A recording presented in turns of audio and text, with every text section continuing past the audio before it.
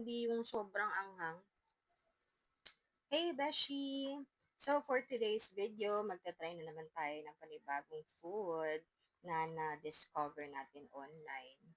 So, this is the KK Boy Chili Strip Spicy. So, nakita ko lang din to sa isang nag-upload.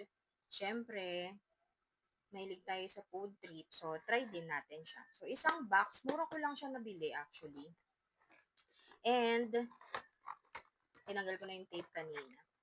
Pag binuksan mo, ganito siya kadami. And sa description, 20 grams each sachet. Yan yung itsura niya.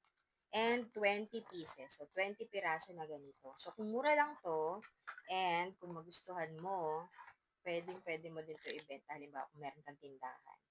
Pero ngayon, try natin. Mukha siyang latyaw, no? I think. And kung spicy, malaman natin kung kasing anghang. Kasi di ba maanghang yung latyaw? Pero nakaka-addict kasi yung lasa niya. Kahit yung iba nagsasabi parang, di ba, parang siyang styro na may sauce. Pero masarap. So, ito si chili strip, tama ba? Ganyan yung itsura niya. So, 6 na sticks ang laman niya sa isang sachet. Ganan. And kaamoy din ng latyaw. Medyo matigas, pero manageable naman. Tapos yung texture, parang totoong karne. Medyo malayo yung texture niya dun sa isa. Hindi siya gaanong maanghang.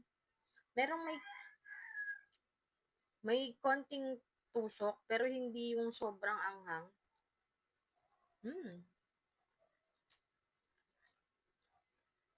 Ayan.